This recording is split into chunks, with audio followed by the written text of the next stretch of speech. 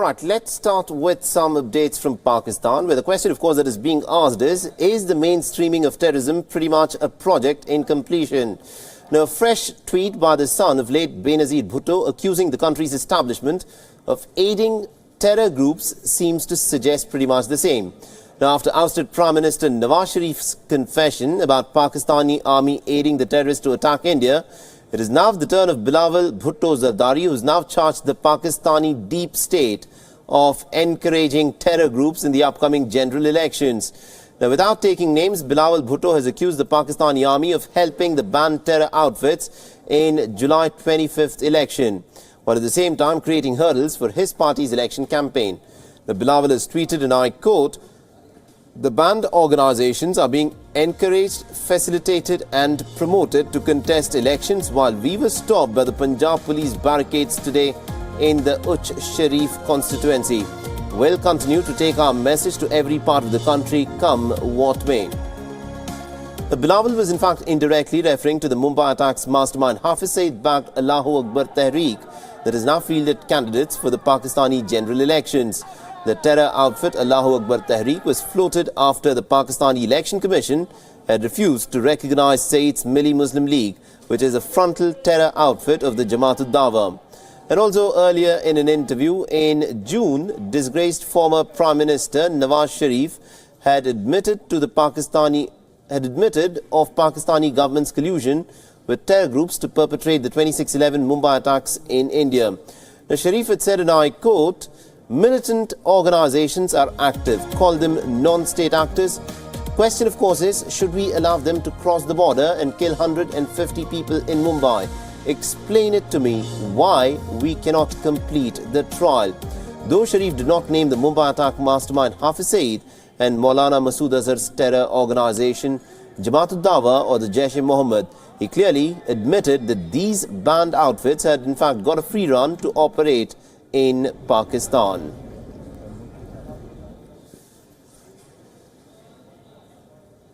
And earlier I had spoken about this very issue, the mainstreaming of terror elements and in fact the ceding of the grounds by the civil establishment in Pakistan, with guests from India and Pakistan listening. We're joined in by two guests. Firstly, we have Sushant Sareen, who's a strategic affairs analyst who's joining us from New Delhi. And also we're joined by Shahzab Jilani, who's a journalist joining us from Karachi. Now, Shahzab, let me begin with you on this, because this in many ways is a pivotal moment for Pakistan. In fact, what has happened in the case of Nawaz Sharif, where he was sentenced to 10 years in prison, has also been described as a bit of a soft coup. How much do you think this charge that terror groups and also extremist elements are now being mainstream into Pakistani politics is true? I have just spent a week in Balochistan province, talking to 3 or 4 main political parties there, and the single biggest worry they all share is the fact that the army or the establishment is interfering in the political process. Right. They are creating new parties. They are pressurizing established parties. They have their favorites they're promoting. So this kind of pre-poll rigging has been going on for the last couple of months, and I think it's more than clear that this election will be tainted. All right, this election will be tainted. Sushant, if I could bring you in on this, you know, it is no secret in the manner in which certain elements in Pakistan have in fact got encouragement in this particular election. Now, the military has in fact staged coups in the past, but this time round they're taking a slightly more sophisticated sort of an effort to try and get their people in power. How disturbing is this development in the context of India? Well, I don't think it disturbs us any which way, because regardless of who wins these elections, I don't think their policy towards India is their own. That policy comes from the GHQ. So I frankly, it's just an academic interest who wins these elections. But having said that, I think the Pakistan army has tried these kind of fiddles in the past. Even in 1970, when the elections were being held, they played this kind of a fiddle. They tried to, stack the deck in a way that no one party would get the votes, but then Awami League pulled off a surprise. And those kind of surprises have been pulled off in subsequent elections as well. So while they're very good and very clever in these kind of manipulations which Shahzeb is talking about, the end result sometimes comes as a bit of a shocker for them. Whether that happens this time or not, we don't know. But I don't see how this kind of a thing really pays off the Pakistan army, because regardless of if their favorite child Imran Khan gets to form the government, even if he gets close to a majority, I think the inbuilt contradiction between the civil and military on who's going to call the shots will emerge sooner rather than later. So that conflict is inherent in the system, and I don't see how these kind of fiddles are going to be able to address that particular conflict and contradiction. Absolutely, indeed. That's an interesting point that you've raised. Now, Shahzeb, if I can bring you in on this, because this is a point which Nawaz Sharif also raised, that perhaps there is a concerted attempt by the establishment, the military in Pakistan, that certain elements are now being encouraged. And this is something that actually does not bode well for the future of Pakistan at all, because now what we are looking at is these terror elements that earlier had been on the fringe could in fact be sitting in the Pakistani parliament.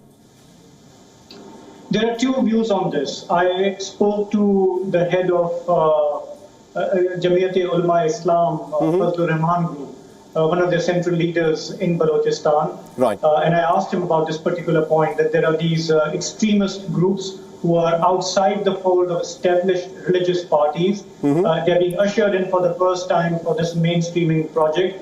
And his view was it can only be good, because once these people are brought into the mainstream, they are not on the fringes anymore. They then learn to behave. They watch their word. They have to then act, I suppose, more politically than militantly.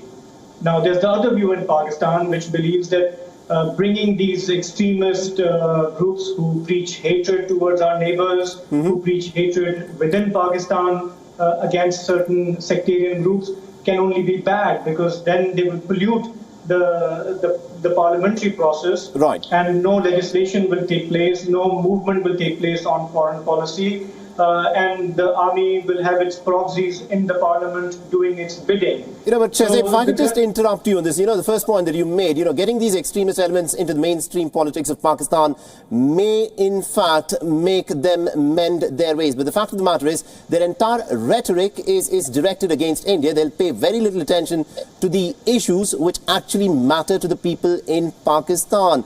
How much water does this argument hold that getting these terror groups, these extremists into the mainstream will actually make them change their ways? Well, you only have to look at, for example, Afghanistan. The US has been trying to bring in Afghan Taliban for 18 years now to a negotiating table. Obviously, there's a precondition that you lay down arms, you accept the constitution, and you commit to political process rather than war. It's a similar thinking where, yesterday's terrorists can be tomorrow's responsible politician. We've seen this in Ireland, for example. So without being dogmatic about it, the argument for bringing these people into the mainstream can only be successful if they renounce violence, they renounce hatred, and they commit to a political process, which they really haven't. They are still standing by whatever they've been preaching, against the neighbors and against Muslims in Pakistan. So that is why you have to watch it with a lot of concern. That this is not good news for Pakistan. This is not good news for India. And these elections, if they are rigged, as it seems, it can only be bad for the country and for the region. All right, let me get Sushant in on this. Sushant, do you agree with that argument at all, that getting some of these extremist elements into the mainstream is perhaps one way of trying to get them to mend their ways? Has it happened anywhere in the world? Not really, because I don't think any two situations can be compared. Now, the assumption which Shahzeb is talking about, one has heard this, and presumably he spoke to Abdul Ghaffur Hedri, and other such people have been making these kind of claims. The problem with that is that if these groups had actually renounced violence, then, it would be one thing. But Okay. I don't think the Milli Muslim League parent organization, the Lashkar-e-Taiba oblique Jamaat-ud-Dawa, has given up on its kind of jihadist policies or its jihadist wing. That pretty much stays alive. We are seeing it active in Kashmir and other parts of the world. So there is that problem that you have not weaned them away from the terror industry in which they are so successful, but you've also ushered them into the political realm. The second point is with some of the more extreme parties like the Tehreek-e-Labbaik and others, if supposing, let us assume for a minute that they might not win any seats, but they get, say, about 500,000 votes, maybe 1 million votes, would they not be then justified that if currently the kind of extremist rhetoric which they make on the streets, if that is already getting them so much traction, perhaps they should ramp it up even more, because that's what is going to make them even more popular with their core constituency. So I think the assumption will ultimately be tested both in the elections and what happens after the elections and how these guys operate on their politics. And I am not so sanguine that the Pakistani state, which is the deep state rather, which is hand in glove with these guys, has any problem as far as they are concerned, because every time they step out of line, they go and carry out an encounter, bump off 5-7 of them, and most of the others fall in line. So maybe that's what the assumption is.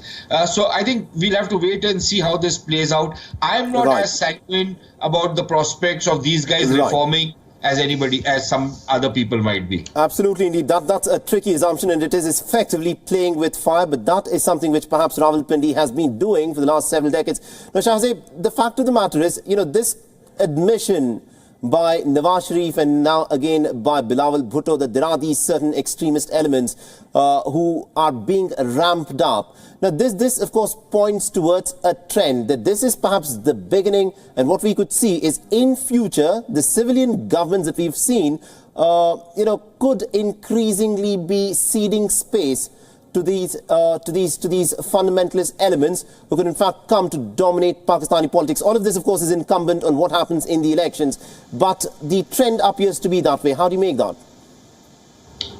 No, I think you're right. Parties which have roots among the masses, parties which have been in the government at some point, these are mainstream parties who have never really campaigned on anti-India slogan to win votes. In 2013, Nawaz Sharif was saying he wants to improve relations with both their neighbors, and I think he eventually then paid a price for making an effort towards that end. People's Party has been accused of being pro-India and Indian agents and so on and so forth. So what we're seeing is sidelining and marginalization of these parties, army trying to bring in groups who are hardline, who are extremists, who are in some cases they promote violence and jihad, whatever that means. So this is, we are drifting towards more sort of hardline and more violent kind of scenario.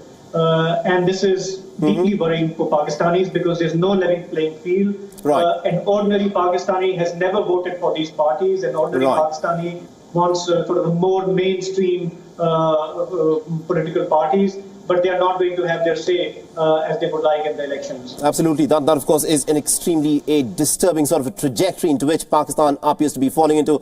And Sushant, if I can give you the last word on this, is there anything at all that India as a much bigger neighbor can perhaps potentially do? Is there any way that, this trend can be reversed in Pakistan? I don't think so. I don't think we should even bother about it. Frankly, listen, how does it make a difference to us? Please tell me, the guys dressed in the khaki uniforms, what is there for me to choose between them or say a Hafiz Saeed or a Khadim Hussain Rizvi or any of the other fellows who are now making a beeline for the hustings? For me, there's very little to choose between them or any of the others. My experience over the last 70 years has been one of unremitting hostility, crazy brutality, all sorts of things which have happened. I wonder how much worse things will be. I think the people who really have to worry about it are people in Pakistan, about what will happen to their country. For me, the silver lining is that the kind of folk tongue many Pakistani leaders talk with India, I think that will end, and at least we'll know what we will be dealing, what kind of people we are dealing with, and we won't be beguiled by the kind of stuff which maybe a Bilawal Bhutto or a Nawaz Sharif or somebody or the other says, because at the end of the day, there is very little to choose between them and a general in khaki. So between khaki and mufti, not much to choose. And if the confusion and the ambivalence in India on what we are dealing with ends, I think we will be better off for it. All right, that's a somber note to end it there. We'll have to leave it there, gentlemen. Thank you very much indeed to Sushant Sareen and also to Shahzaid for having joined us in this conversation. But this, of course, is an election that will be watched very closely because of the ramifications this, of course, will have on the much larger, not just in Pakistan, but also on the subcontinent.